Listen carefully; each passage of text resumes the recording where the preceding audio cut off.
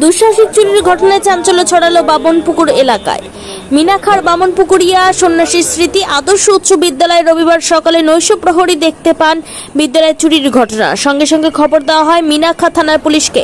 খবর পেয়ে মিনাখা থানার ভারপ্রাপ্ত পুলিশ আধিকারিক পল্লব মণ্ডল সহ বেশ কয়েকজন পুলিশ কর্মীরা ওই বিদ্যালয়ে পৌঁছায়। বিদ্যালয়ের ভেতরে ও বাইরে মিলে আনুমানিক 12টি তালা ভাঙা হয়েছে। বিদ্যালয়ের ভেতরে প্রধান শিক্ষকের ঘরে থাকা আনুমানিক 15,000 টাকা ও ছাত্রছাত্রীদের কাছ থেকে কেড়ে নেওয়া 4টি মোবাইল ফোন সহ বেশ কিছু জিনিসপত্র চুরি হয়ে গিয়েছে বলে প্রাথমিক অনুমান করা হচ্ছে।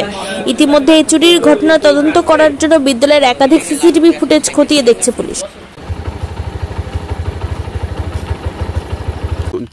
গত রাত্রে স্কুলে ডাকাতি হয়ে গেছে, মানে আমাদের স্কুলের হেডমাস্টার মশাইয়ের রুম, তারপরে কন্যাশ্রীর রুমে যে সুদীপ্তবাবু থাকে তার রুম, অ্যাসিস্ট্যান্ট হেডমাস্টার, ওপরে হেডমাস্টারের রুম, পুরো রাত আনুমানিক আমরা ঠিক টাইমটা বলতে পারছি না, তো আমাদের যে নাইট গার্ড ছিল ও বলতে পারবে আনুমানিক কটায়।